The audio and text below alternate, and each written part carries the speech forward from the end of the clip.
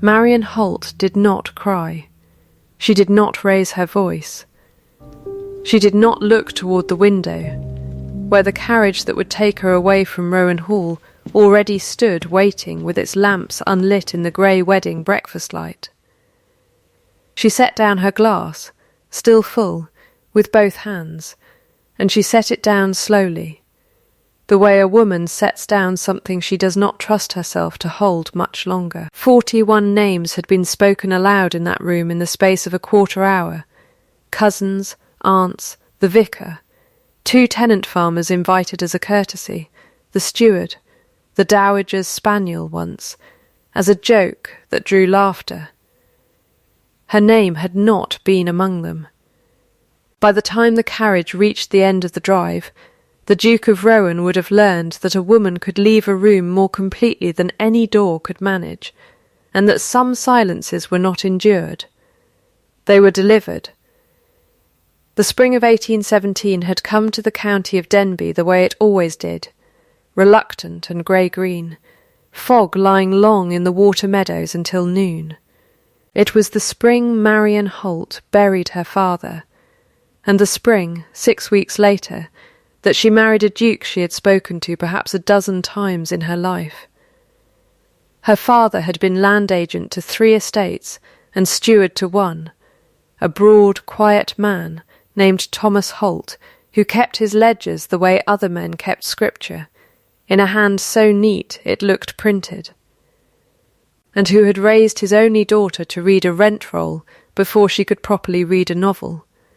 When the fever took him in February, it took with it the one man in Denbigh who understood, to the shilling, what was owed to whom on 3,000 acres of difficult land, and it left behind a daughter of 25 who understood it just as well, and a duke who did not yet know that she did. Julian Vane, Duke of Rowan, had inherited a title, a house with 4 chimneys that smoked wrong, and 1,100 acres of water meadow that flooded with a regularity his father had called an act of God, and his solicitor called a drainage problem no one had solved in 30 years. He had inherited, too, a doctrine, delivered to him at 12 years old by a father who did not believe in softening things for children. His own mother had left Rowan Hall in the night with a man who managed her jointure better than her husband managed his temper. And she had done it, his father told him, because she had never been loved so much as she had been useful. And the useful, once they found better use elsewhere, did not stay. Do not mistake being needed for being loved, his father had said, more than once, in the flat voice of a man reciting a lesson he had learned badly. It will cost you less to expect nothing. Julian had grown into that lesson the way a tree grows around a nail driven into it young, not removing it, only closing over it, until the wound and the wood were the same thing. He had married Marian Holt for water meadows and rent rolls, for a name in the county that meant her father's competence had not died with him. And he had told himself, with the particular carefulness of a man protecting an old injury, that this was an arrangement and not a risk. He had not lied to her about it. He had simply never once, in 6 weeks of courtship conducted mostly through his aunt and his solicitor, told her the truth of it either. She had married him anyway. Her father's cottage came with 2 years' unpaid rent she could not clear alone, and the water meadows that flooded Rowan's tenant farms were the same water meadows her father had drawn survey lines across for a decade, certain he knew how to fix them, and never given the money to try. Marian did not marry Julian Vane for love. She married him because it was, by every column of every ledger her father had taught her to keep, the soundest arrangement available to a clever woman, with no fortune, and a great deal of unused knowledge. She thought, on the morning of her wedding, standing in a borrowed gown, in a house that was not yet home, I will be useful to him. And she had believed then that being useful was a beginning, and not a verdict.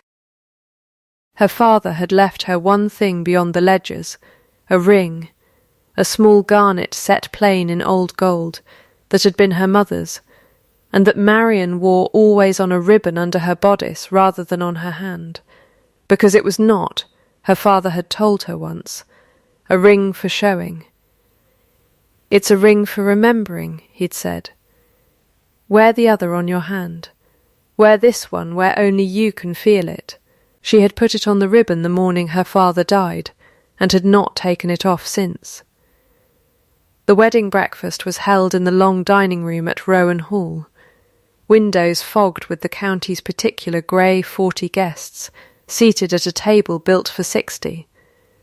The new Duchess of Rowan, seated at her husband's right hand in a gown that had been remade twice from her mother's, and fit her, finally, like it had always meant to.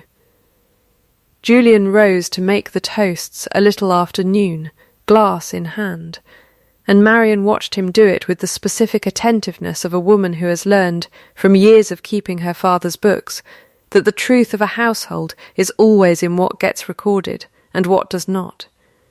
He toasted his aunt, Lady Selina Vane, for her long care of Rowan Hall, in his minority. He toasted the vicar, for the ceremony well conducted. He toasted his cousin Edmund Cray, smiling thinly, for making the long journey up from town. He toasted the tenant farmers present, naming 2 of them outright, Sam Ferris and old Davy Loach, for the goodness of turning out on a working day. He toasted the cook, for the breakfast itself, which drew a general laugh and a scattering of applause. He did not toast his wife. Marian sat very still and watched him not do it, watched the moment arrive, and pass the way a gate is passed on a road one has walked before and knows the shape of. Somewhere down the table, Lady Selina's face did something complicated and quickly hidden. Somewhere nearer, Edmund Cray's mouth curved, very slightly, in the particular satisfaction of a man watching another man make his argument for him without being asked. Marian did not weep. She did not excuse herself. She reached up, beneath the high collar of her gown, and closed 2 fingers around the ribbon at her throat, around the small, hard shape of the ring that was not for showing, and held it there while the room settled back into its ordinary noise around a silence only she seemed to have counted. By morning, she thought, I will be at the water meadows, and he will still be here wondering why the house feels so quiet. And she was nearly right, though it would be longer than a morning before he understood what he had actually lost, and considerably longer than that before he learnt how to ask for it back. The room did not know yet what it had just watched. It would. Julian sat down to applause that had nothing to do with him, still holding his glass, already half aware, in the buried, inconvenient way a man is aware of a debt he has not yet totted up, that he had done something that could not be undone by simply doing it correctly next time. He looked toward his wife. Marian was already rising. She rose the way she did everything, without haste and without apology, her chair scraping once against the boards, and 40 faces turned toward her the way a field of grass turns. When the wind changes, she lifted her own glass, still full, since she had set it down and not touched it, not once, through the whole recitation of names that had not included hers, and held it a moment, considering the room the way her father used to consider a rent roll, before he found the error in it. I should like to make a toast, she said, since my husband has been thorough with everyone else this morning. A ripple went through the table, half laugh, half held breath. Lady Selina's hand went still on her fork. Edmund Cray's smile did not move, but something behind it did. To his Grace the Duke of Rowan, Marian said, and her voice did not shake, who has this morning shown his whole household with great precision exactly what he considers worth naming aloud. I am obliged to him for the clarity. It will save us both a great deal of time." She drank. She set the glass down, empty now, with the same steady two-handed care she had used on the full 1 minute before. Then she turned and walked the length of the table, past 40 guests who did not know whether to rise, past the housekeeper, Mrs. Dunmore, standing frozen in the doorway, with a tray in her hands, and out through the tall doors of Rowan Hall into a grey morning that smelled of rain not yet fallen. She did not look back to see whether her husband had risen to follow her. She already knew, the way she knew the sound of a wrong sum before she found it on the page, that he had not. Julian Vane sat at his own wedding breakfast with an empty glass in his hand, and a room full of witnesses to a mistake he did not yet have words for, and it was his aunt, finally leaning close, who said the only thing anyone said aloud in that whole frozen minute. "You had better go after her, Julian." He did not go after her. That, too, would take him longer to understand than it should have. Marian walked to the dower cottage at the edge of the home farm, her father's old cottage, half furnished still, its rent finally cleared by her own marriage settlement, and she did not cry there either. She permitted herself, standing in the cold front room with her wedding gown still on, exactly 10 minutes to feel the specific, complete humiliation of having been counted and not named. And she watched the clock on the mantel do its slow work, while she stood with her arms folded and her jaw set and her breath, twice, catching in a way she refused to call weeping. 10 minutes. Her father had taught her that too, in the last winter of his life, when grief had threatened more than once to swallow the both of them whole. Count it out, Marian, grieve on the clock, and then get up and do the next thing. Grief unrationed will spend you entirely, and there is always a next thing that wants doing. At the 10th minute she wiped her face once, decisively, with the flat of her hand, and she went to the small writing desk her father had used for 30 years, and she took out paper and a pen, and began. Not a letter to her husband, not yet, not for a long while yet, but a list. The water meadows, 300 acres, chronically flooded, no survey completed since her father's last attempt 8 years before. 40 tenant families paying reduced rent on land that could, properly drained, support twice the yield and clear itself in under 3 years. She wrote the figures from memory, because she had helped her father calculate them a dozen times over a dozen winters, and her hand did not shake once. She was still writing when Mrs. Dunmore knocked at the cottage door an hour later, out of breath from the walk, a shawl thrown hastily over her indoor cap, and stood in the doorway looking at the new Duchess of Rowan bent over a desk covered in figures, instead of weeping into a pillow, as any sensible woman in her position might have done. "Well," said Mrs. Dunmore, after a moment, in the flat voice of a woman who had run that household for 20 years and had opinions she rarely spent. "I'll say this for you, Your Grace. You're not what the house expected." "No," Marian agreed, not looking up. "I don't imagine I am." "He'll come round, in his own slow way. He's not a cruel man. He's a frightened one, wearing a cruel man's coat, and has been since he was a boy, though I'd deny I said it if you told him." Marian set down her pen at last. "I did not marry a frightened man's coat, Mrs. Dunmore. I married a duke who stood up in front of 40 people and forgot, out loud, that I exist. Those are different problems, and only one of them is mine to solve." Mrs. Dunmore studied her a long moment, the particular assessing stillness of a servant who has watched a great many marriages begin badly and a smaller number recover. And then she nodded once, the way one nods at a ledger that balances. "What do you mean to do, then?"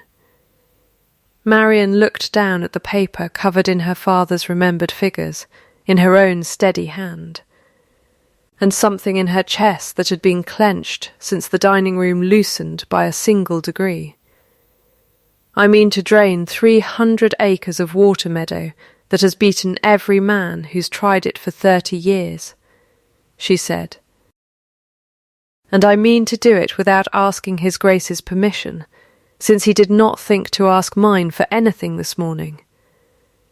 Mrs. Dunmore's mouth twitched, not quite a smile. "That'll take money, Your Grace.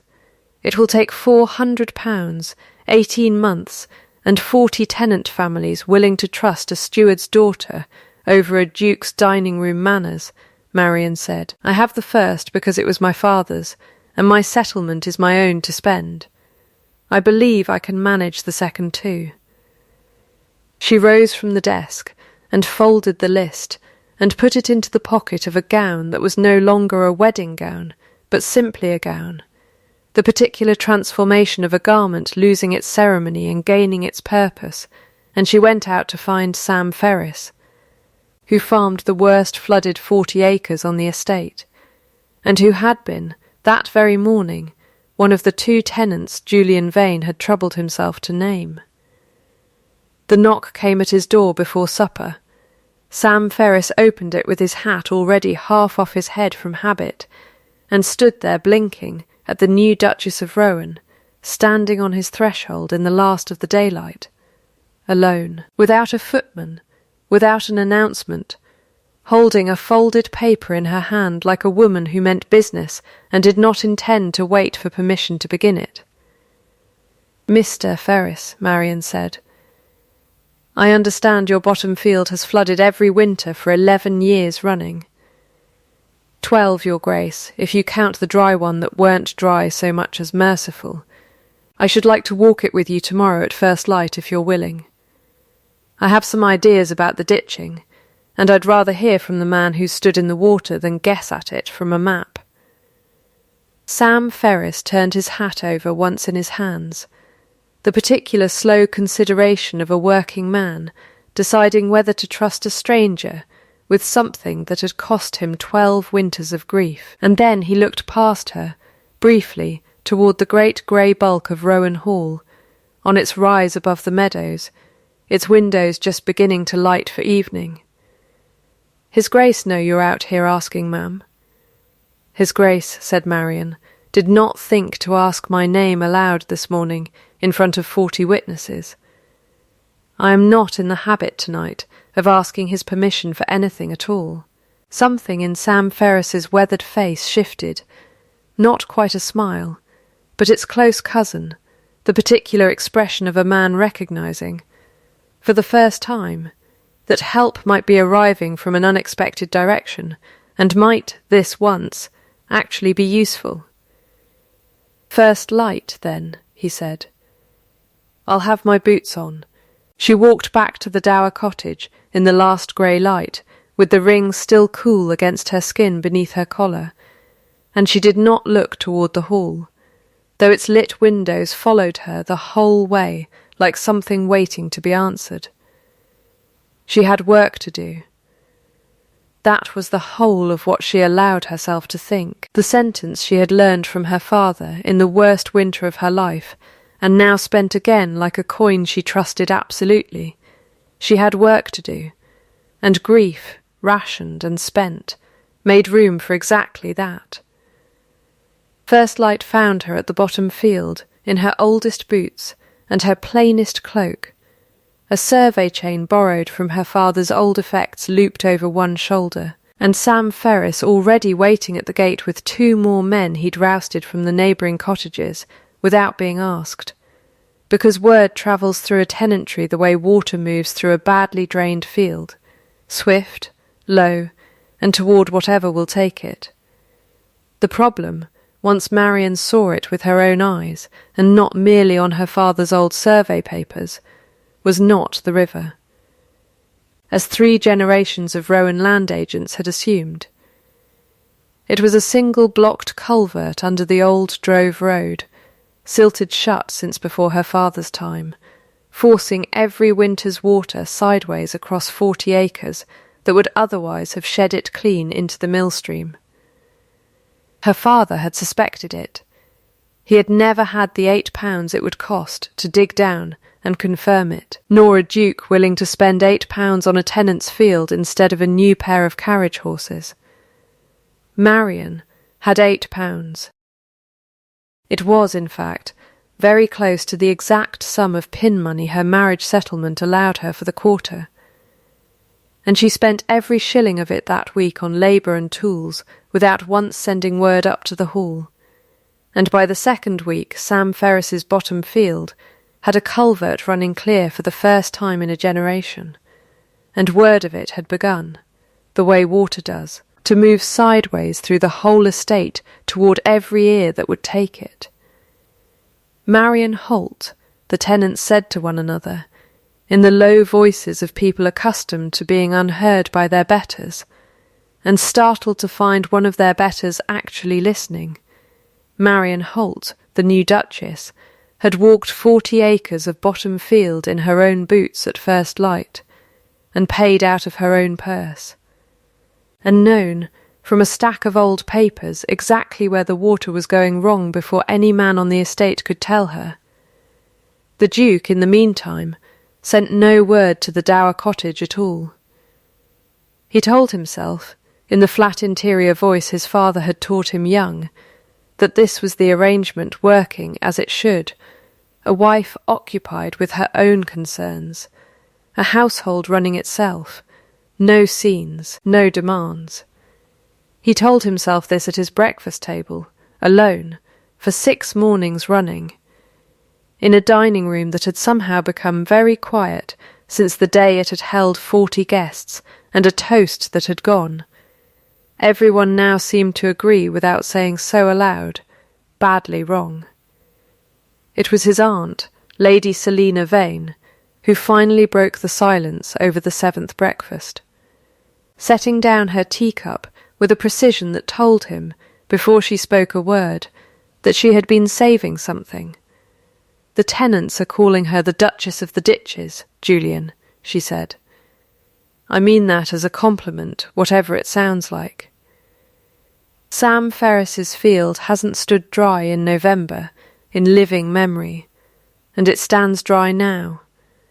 And she did it in a fortnight with pin money while you sat here eating toast."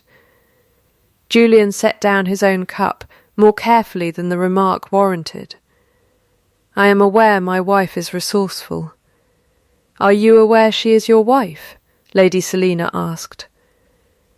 "Because I confess, Julian, I could not tell it from the dining room a week ago Tuesday."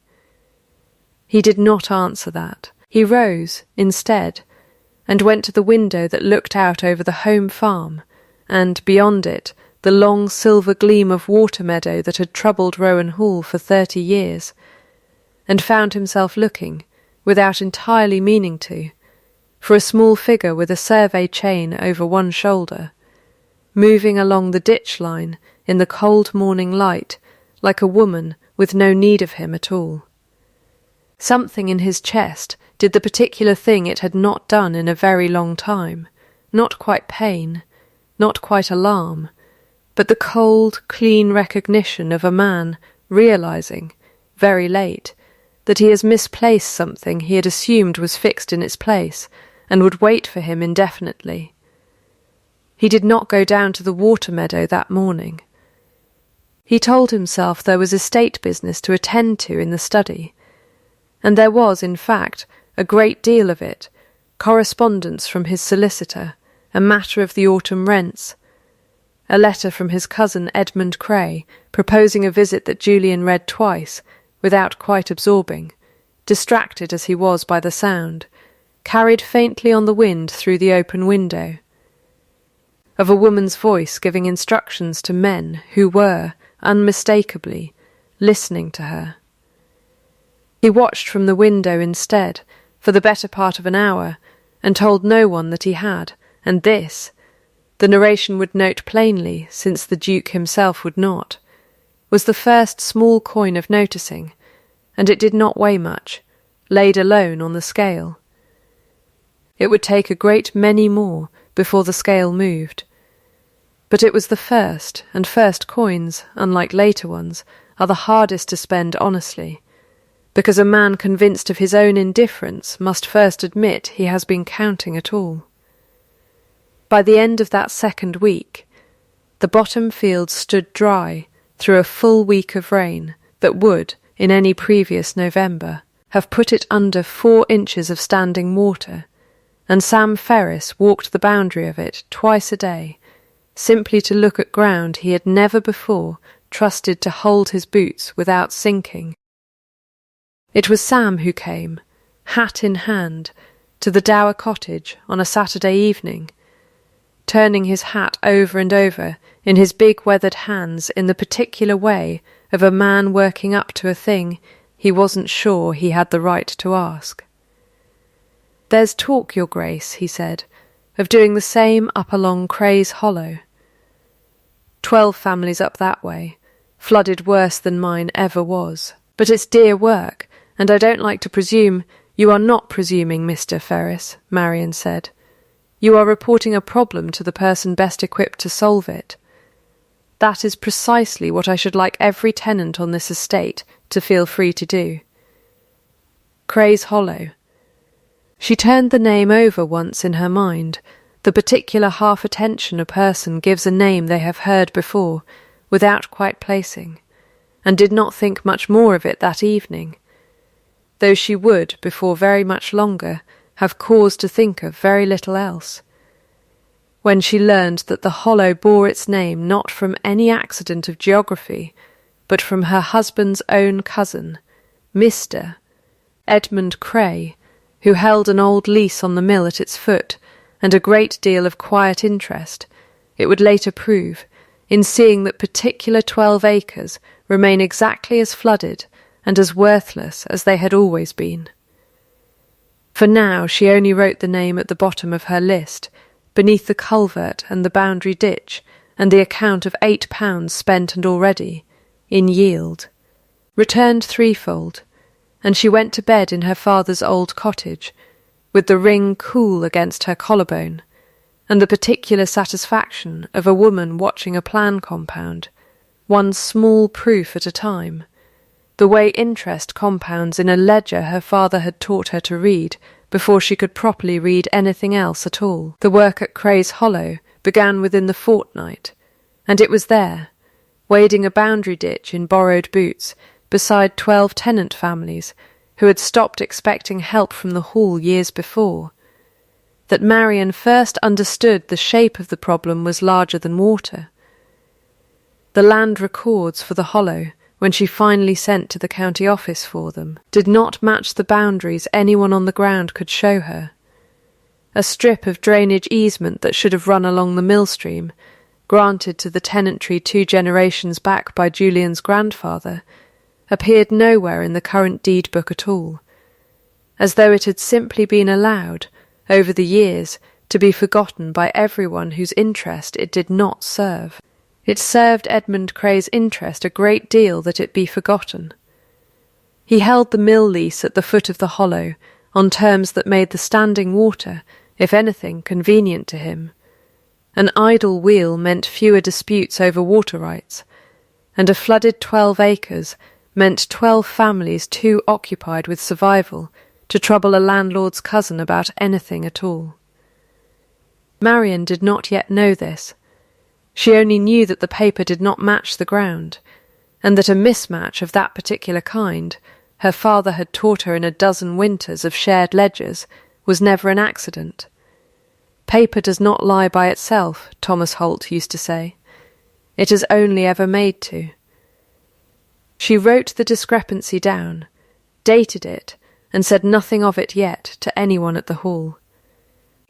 It was in the 3rd week of the hollow work that Julian Vane finally came down from the house himself, on a grey morning with rain threatening, and found his wife standing calf-deep in a boundary ditch in an old cloak with mud to the knee, directing 4 men with a competence that made him stop at the gate and simply watch her for a full minute before she noticed him at all.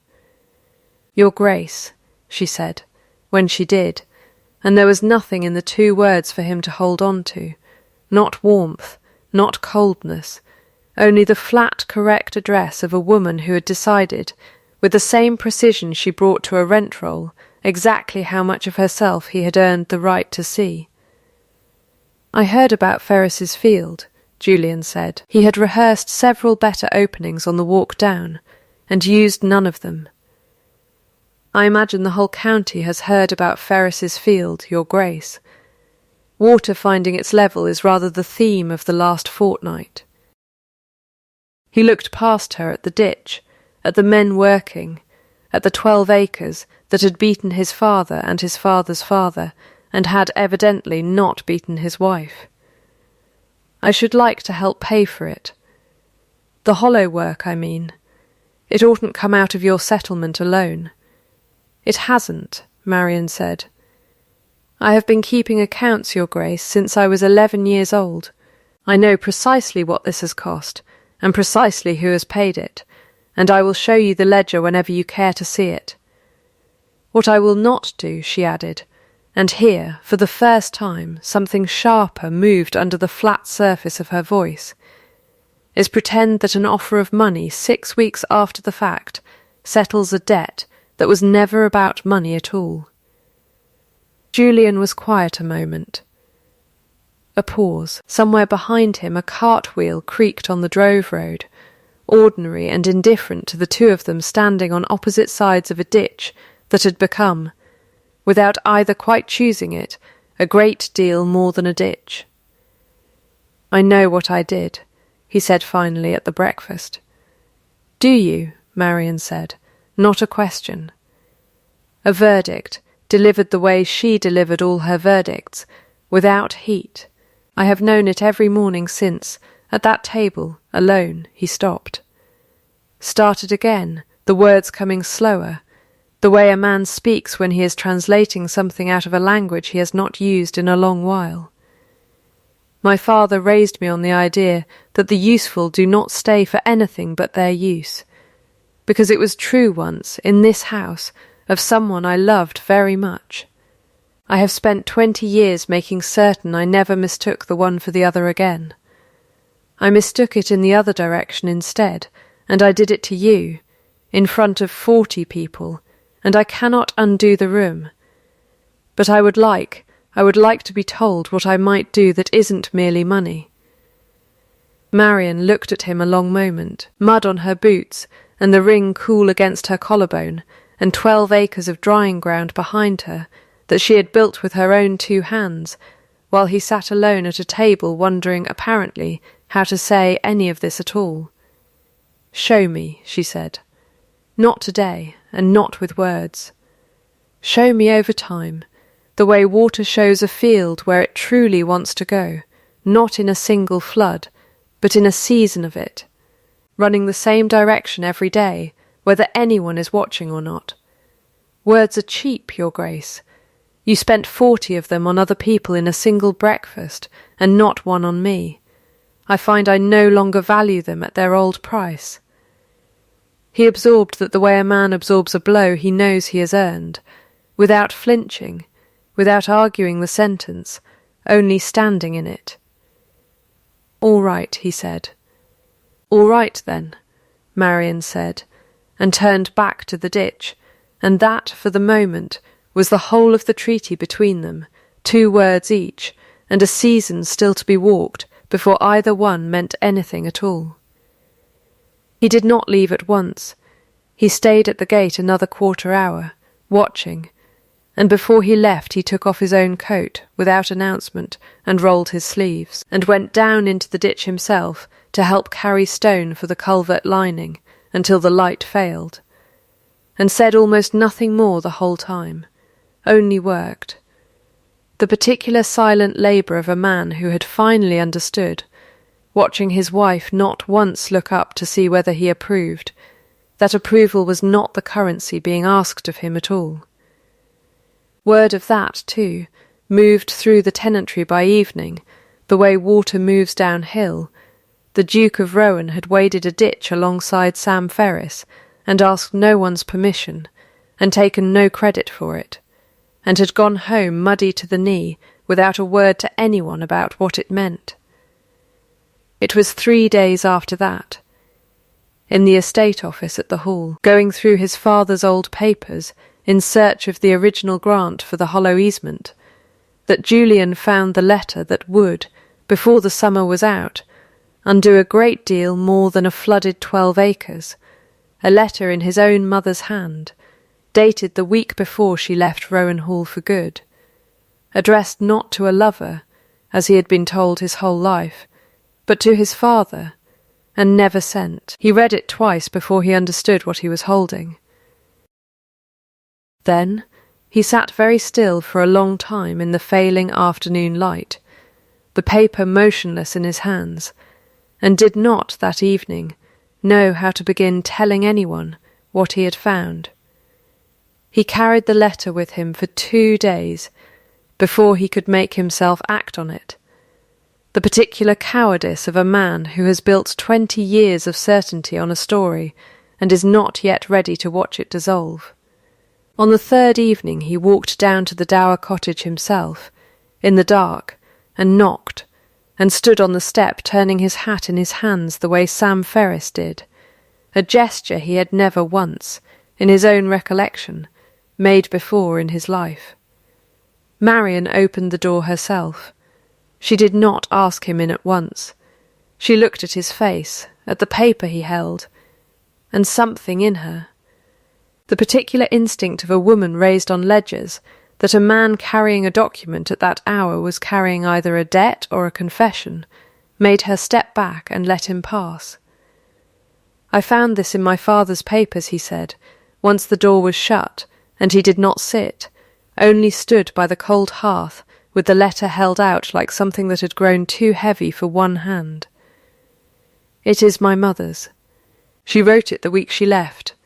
She never sent it." Marian took it and read it by candlelight and understood within 3 lines why he had not been able to speak of it on the walk down. The letter was not a lover's farewell.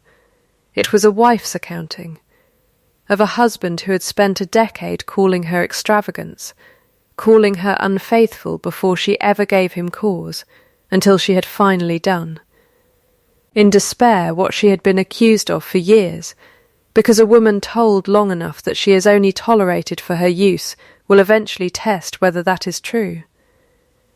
"I did not leave because I stopped loving this house," she had written.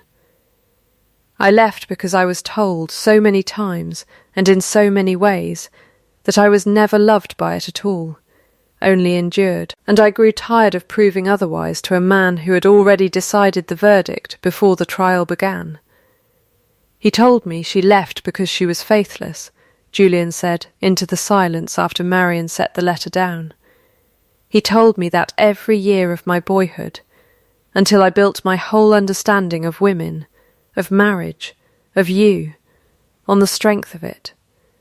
And she was only ever answering the same accusation back to him that I made to you at that breakfast table 6 weeks ago, without even the excuse of having been driven to it first."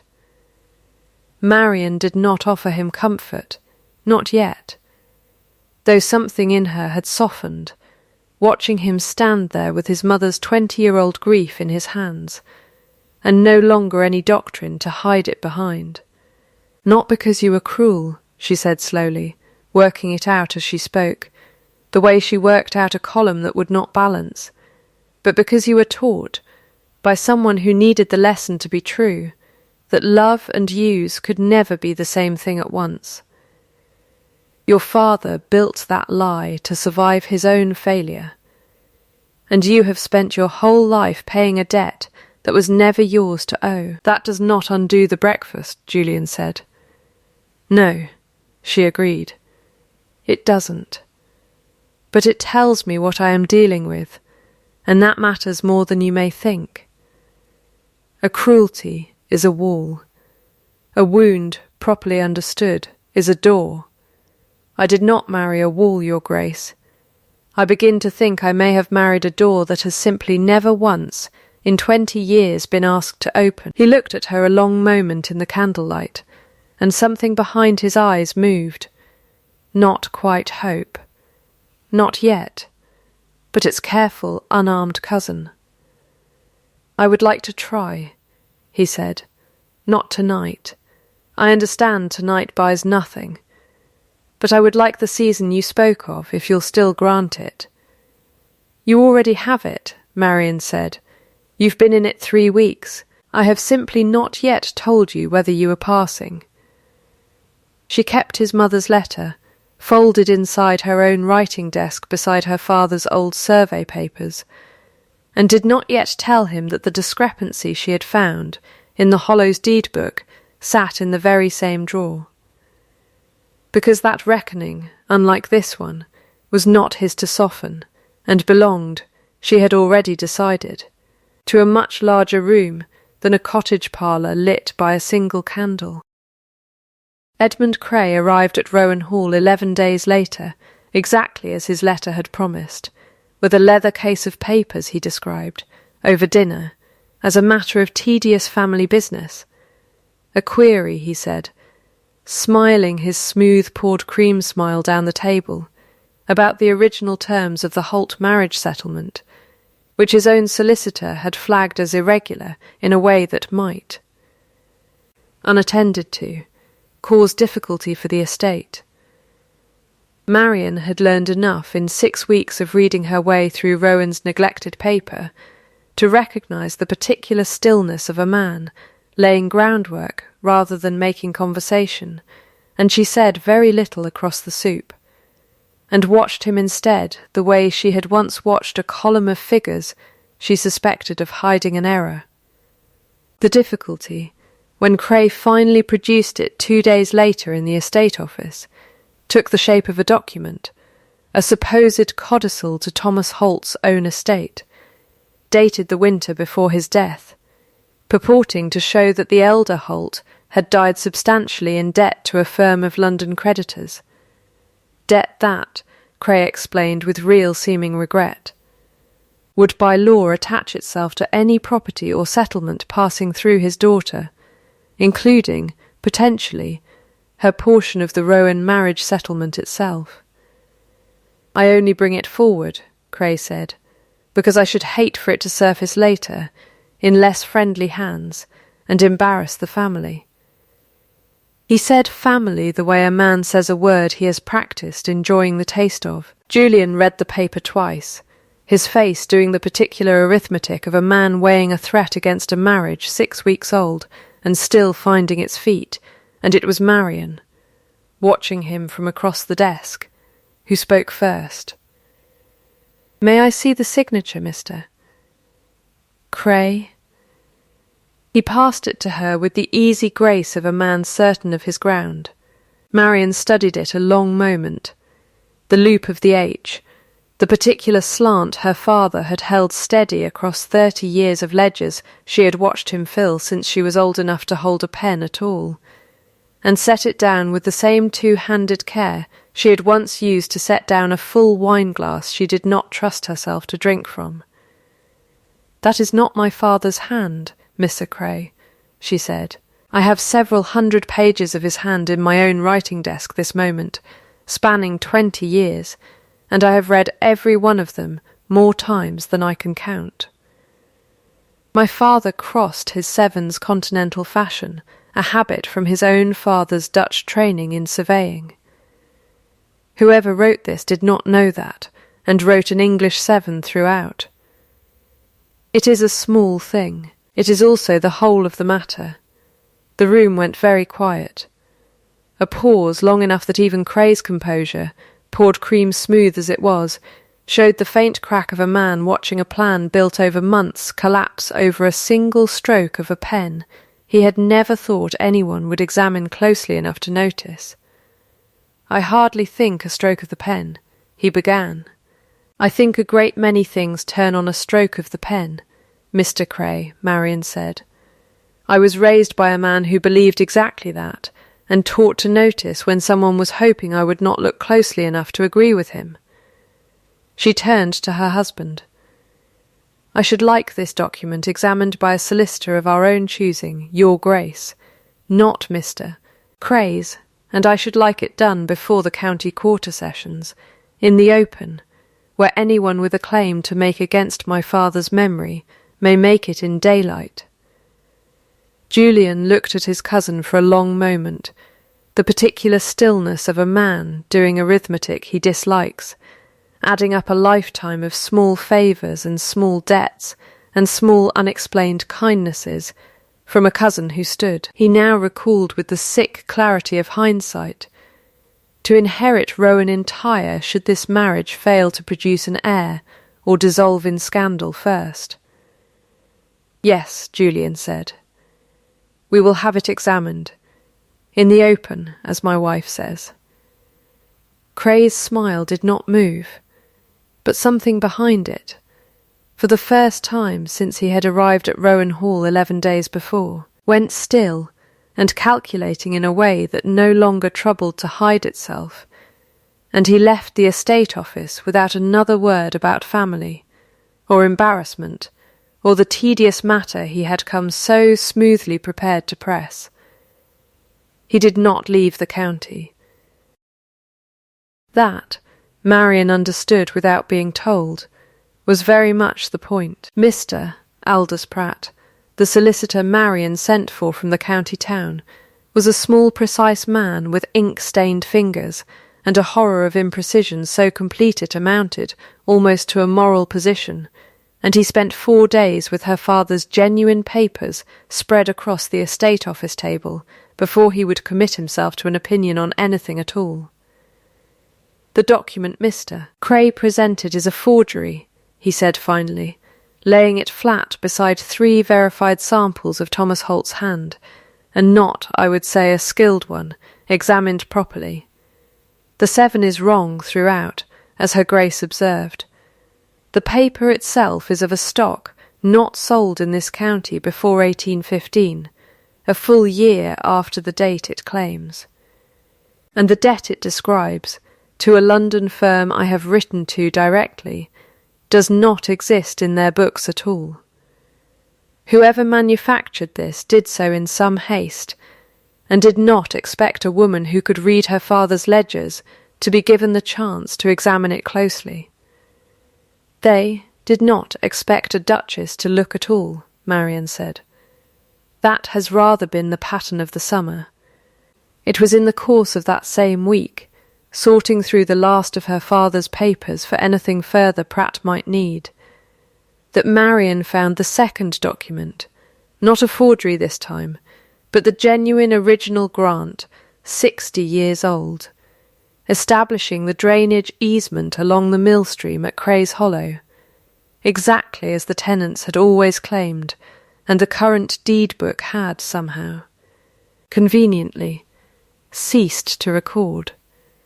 It bore the seal of Julian's own grandfather, and a margin note in a hand she now recognised, with a small cold jolt, as belonging to a much younger Edmund Cray, dated 8 years back, noting that the original had been removed to the muniment room for safekeeping, and never, the record showed, returned. Edmund Cray had been quietly rewriting the paper of Rowan Hall for the better part of a decade, a forgotten easement here, an inflated mill lease there, small enough thefts of record that no single one had ever drawn scrutiny, all of them compounding, patiently, toward a day when the estate's confusion might become his opportunity.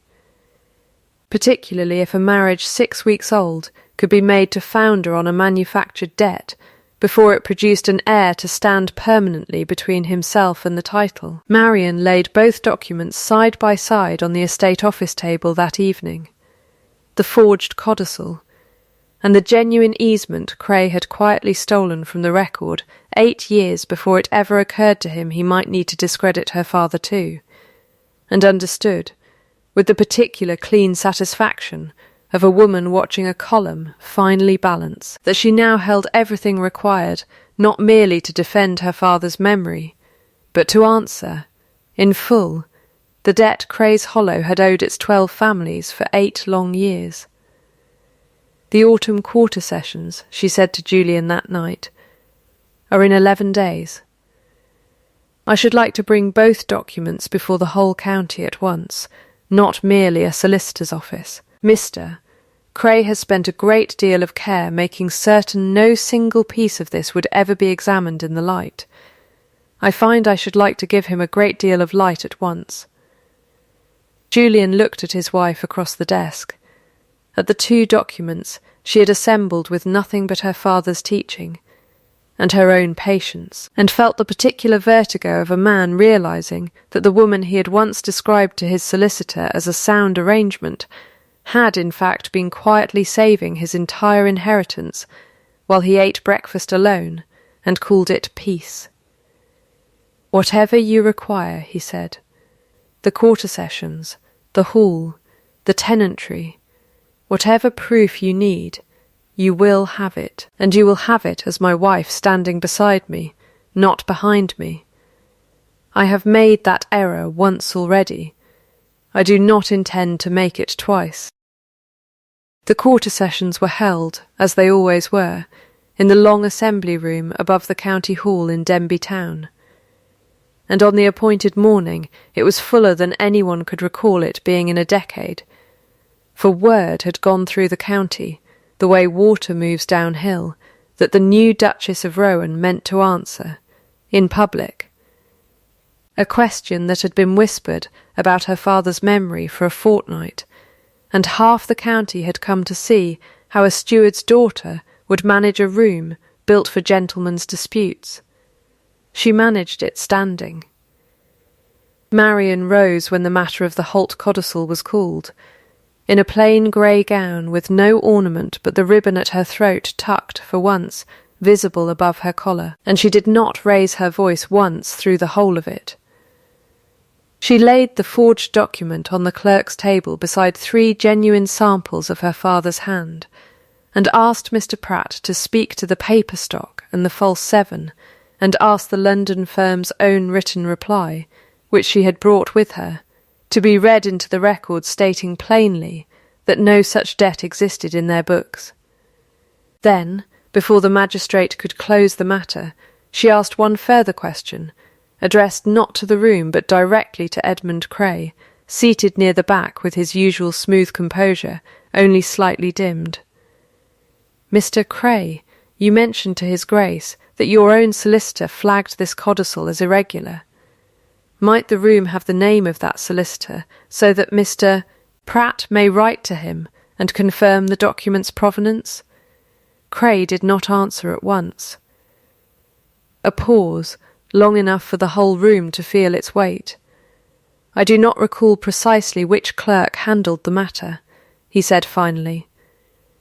"That is curious," Marian said, "since the codicil is written on paper not sold in this county before 1815, and dated a full year earlier than that. I wonder whether your solicitor, whoever he was, noticed that also, or whether he was never consulted on the codicil at all, and only on the easement records you removed from this county's muniment room 8 years ago and never returned." She laid the second document on the table beside the first, the genuine grant, 60-year-old seal intact, Cray's own younger hand recorded in the margin, and the room, which had been merely attentive until that moment, went entirely still in the particular way of a crowd recognizing, all at once, that it is watching a true reckoning rather than a rehearsed one. It was Sam Ferris who spoke next, rising unbidden from a bench near the back, where a dozen tenants from the Hollow had come to watch, twisting his hat in his hands the way he had that first evening at the Dower Cottage door. "Begging pardon, your worship," he said to the magistrate, "but I can speak to the water rights myself if it's wanted. My father held that easement before me, and told me of it as a boy, and I've paid Mr. Cray's mill toll every autumn, these 8 years, for water that weren't ever his to charge for. Because there weren't no paper to show otherwise. There's paper now. 2 more tenants rose after him, unasked. And then a third, the room's murmur rising and falling like water finding a new channel, and by the time the magistrate called the room back to order, something in Edmund Cray's face had gone still in a way that was no longer composure at all, but its collapse. A man watching 8 years of patient small theft undone in a single morning by a steward's daughter with a survey chain and a habit of reading margins. The magistrate did not require a long deliberation. The codicil was struck from any standing against the Holt estate or the Rowan settlement. The easement at Cray's Hollow was restored to record, effective immediately, and the mill tolls collected against it for 8 years ordered repaid, with the county's own auditor to oversee the reckoning. Edmund Cray was not, in the end, charged with any crime the room's evidence could firmly prove. The paper trail led everywhere but to his own hand on the forged codicil itself, however plainly it pointed to him on the easement. And it was Marian, when the magistrate asked whether the family wished to press the matter of the codicil's authorship further, who answered before Julian could. "No, your worship," she said. "I should like the record corrected, and the tenants repaid what is theirs. What Mr. Cray has cost himself today, in this room, is a great deal more lasting than anything a further charge could take from him, and I find I have no wish to spend more of the county's time on a man who has already spent his own credit entirely. It was mercy, and the room understood it as mercy, and understood too, watching her deliver it standing perfectly still, with nothing raised but her chin, that it was mercy dispensed from a position of complete and undeniable power, which is the only kind of mercy that costs the giver anything at all. Edmund Cray left the assembly room before the session closed, and left the county within the fortnight, and was not spoken of again in Denby except as a cautionary figure invoked occasionally by mothers warning sons against the particular vanity of believing paper unwatched stays unwatched forever. Julian rose, once the room began to empty, and crossed to where his wife stood, gathering her documents back into their case with steady, unhurried hands, and he did not, this time, need to be told what was wanted of him. "I owe you an accounting," he said low, meant only for her, though half the departing room could likely hear it. "Not an apology only, an accounting. I should like to give it tonight, in full, if you'll hear it." "I distinguish between the two, your grace," Marian said, closing the case. "An apology says I am sorry for what I did. An accounting says I understand what it cost, and why, and what I intend never to do again. I have had apologies enough this summer from men who thought the word alone was the whole of the payment. I find I require both from you, or neither is worth having." "You shall have both," Julian said. Tonight he gave it to her that evening in the estate office at Rowan Hall, with the door shut and the candles burned low, and it took the better part of 2 hours, and Marian listened to the whole of it without once interrupting, because she had learned, over a summer of ledgers, that the truest accounting is the one a person is finally willing to give in full, without editing the parts that shame them. He told her of his mother's letter, in his own words this time rather than the papers, and of the 20 years he had spent building a doctrine out of another man's failure. He told her of the breakfast itself, admitting what she had already known, that he had rehearsed the toasts the night before, had written her name on the list in his own hand, and had, standing at the table with the wine already poured, felt the old cold arithmetic rise in him at the last moment, the fear that naming her aloud, in front of the whole county, was itself a kind of risk he had never before been asked to take, and had failed it, entirely, in the space of a breath, he could not now get back. He told her, too, of watching her from the study window in the weeks after, coin by coin, learning to notice what he had trained himself for 20 years not to. "I do not ask you to forget the breakfast," he finished. "I ask only that you let me spend the rest of the year proving it was the worst of me, and not the whole of me." Marian was quiet a long moment, turning the ring at her throat once between two fingers, the particular stillness of a woman weighing a full accounting, the way she had once weighed a column of figures that finally balanced. "Then I will state my terms," she said, "and I will state them once, plainly, and I should like you to hear them the way you heard your father's doctrine, as something you carry, not something you merely agree to for an evening's peace." "Say them," Julian said. "I will manage the estate's land and its tenantry as I have managed it these last 2 months, with full authority, and without needing your permission sought or your name invoked to make a tenant listen to me. I will keep my own accounts, and you will see them whenever you ask and never before. My name will be spoken in this house and before this county as often and as plainly as yours is, beginning at our very next gathering, and you will be the one to see that it is. And I will not mediate between you and your fear of being loved for your use rather than yourself. That is a debt owed to your own honesty, not to me, and I will not carry it for you the way your mother was made to carry your father's."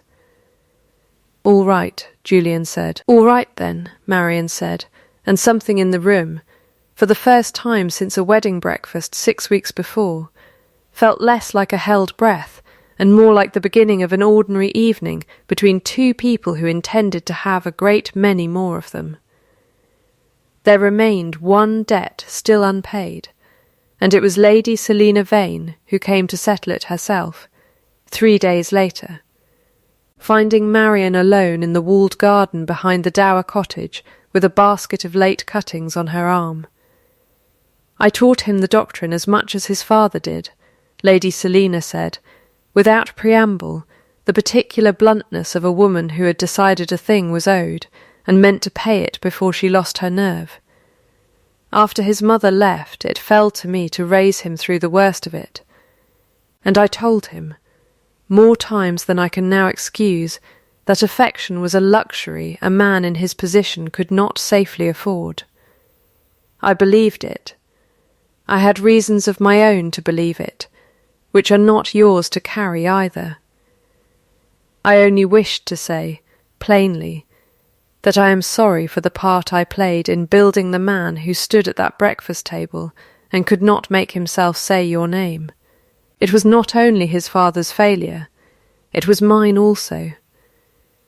Marian set down her basket and studied the older woman a long moment, the particular courage it cost a proud woman to say a thing so plainly, without softening it or asking to be excused from its weight. "Thank you for saying it without being asked," Marian said. "That is worth a great deal more than if I had needed to ask for it." "What will you do now?" Lady Selina asked. "I mean to keep managing the water meadows," Marian said, "and I mean to let your nephew prove himself in the small hours nobody is watching, since that is the only proof I've ever trusted. And I mean, come harvest, to hold a supper for every family on this estate, tenant and gentry, both at the same table, and to see that every name in the room is spoken aloud before the evening is through. I find I have developed rather strong opinions on the subject." Lady Selina's mouth curved, the closest thing to a real smile Marian had yet seen from her. "I imagine you have.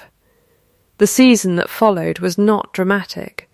That, Marian had come to understand, was rather the point of it. Julian did not make speeches or grand gestures, he showed her, in the particular currency of ordinary days, that the accounting he had given was not a single payment, but an instalment plan he intended to honour, without being asked to renew it. He rose before her most mornings now, and had her tea poured before she reached the breakfast table, not because she required it, but because he had noticed, weeks before, that she took it a particular way and had simply begun remembering. He brought his own ledgers to the estate office and set them beside hers, not to check her figures but to learn her method, and asked more questions in a month than his father had asked in 30 years, of managing the same difficult land badly. He moved his chair, without comment, from the head of the dining table to the place beside hers, and left it there. There was one relapse, in late September, when a dispute arose over the timing of the autumn rents, and Julian, out of 20 years of old habit, rather than any new unkindness, settled it himself with the tenants directly, and told Marian of it only after the fact, over supper, as a piece of news rather than a decision shared. Marian set down her fork. You decided that alone. He heard it, this time, for exactly what it was, not a complaint, but a named pattern, offered to him the way she offered every discrepancy, plainly and without heat, so that it might be corrected rather than merely regretted.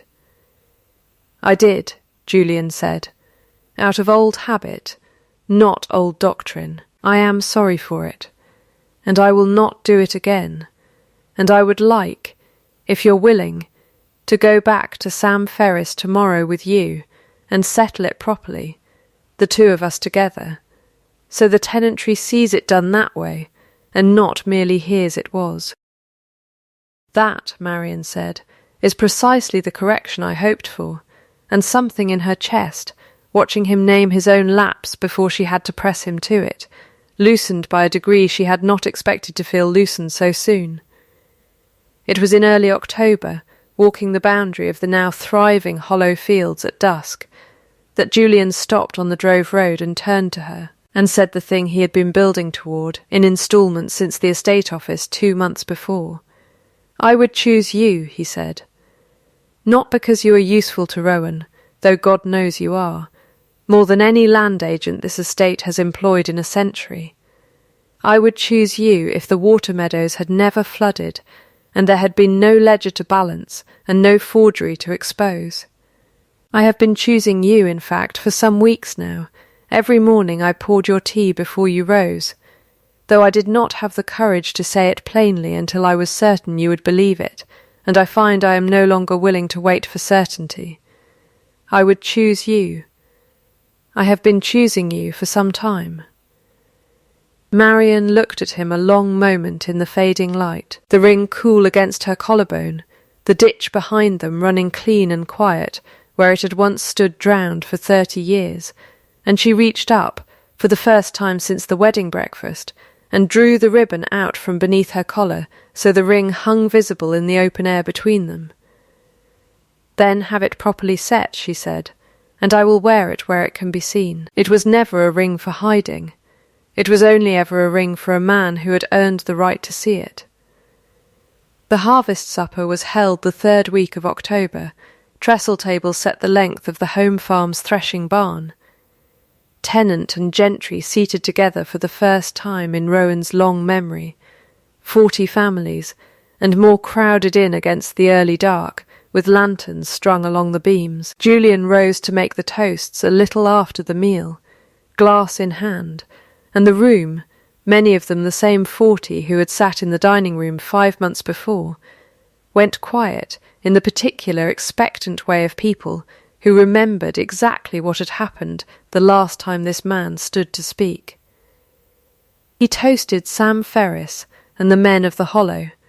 For 8 years' patience finally answered. He toasted Mrs. Dunmore, for a household kept steady through a difficult season. He toasted his aunt briefly for a debt of her own honestly paid. Then he turned and found his wife at the foot of the table, the garnet ring newly set in gold and worn openly on her hand, and he raised his glass a final time. To my wife, he said, and his voice did not shake, though the whole barn had gone still to hear it, whose name I once stood in this house's own dining room and failed, entirely to say aloud, though I had written it on my own list the night before, and lost my nerve at the very moment it mattered most. I will not spend the rest of my life explaining that failure. I intend instead to spend it correcting it, one ordinary morning at a time, for as long as she will permit me the privilege. Marian Holt, Duchess of Rowan.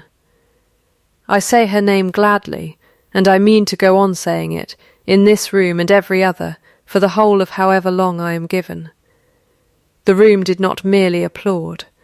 It rose, tenant and gentry together, the particular sound of a county recalibrating aloud. And Marian sat very still at the foot of the table, with her hand closed around a glass she did not, this time, need to set down untouched, and let herself, for the first time in 5 months, simply be seen. 2 years turned the water meadows green in a way no one under 60 could recall them being, and turned the Duchess of the Ditches, as the county still fondly called her, into the estate's acknowledged land agent, in fact, if never quite in formal title. Her ledgers consulted before any decision of consequence was made on 3,000 acres of difficult ground. Sam Ferris was made head tenant of the whole hollow holding, his rent fixed fair and posted, at Marian's insistence, on the estate office door, where any tenant might read it for themselves rather than trust it to rumour. A small school was begun in the old Dower Cottage's front room that winter, for tenant children who had never before had letters taught them, and Marian kept its accounts herself, in her father's neat continental hand, which she had, by then, taught herself to write exactly as he once had. The garnet ring stayed on her hand, worn openly, no longer a thing kept hidden for remembering alone, but a thing shown for the same reason. Because a ring, like a name, means nothing spoken once in a locked room, and everything spoken, plainly, in front of a whole county that has learned to listen. Rowan Hall, in those 2 years, lost the particular held-breath quality it had carried the whole of Julian's boyhood, and half his marriage besides. The cold rooms warmed, the chimneys drew properly at last, and Mrs. Dunmore, asked once by a visiting cousin why the house felt so different from the one she remembered, only said that a house is like a marriage. It does not breathe freely until the people inside it stop counting each other's use and start, instead, simply staying. Marian Holt had not asked, that grey wedding breakfast morning, to be forgiven for existing quietly in a house that preferred not to notice her. She had not asked, and she had not waited. She had built, instead, a life so plainly, undeniably her own that the noticing, when it finally came, was not a gift bestowed on her, but a debt collected, in full, on her own terms, and in her own time. She had stopped asking to be seen. She had made herself impossible to unsee. And that, in the end, was not a thing any name spoken or unspoken over a wedding breakfast had ever had the power to take from her at all.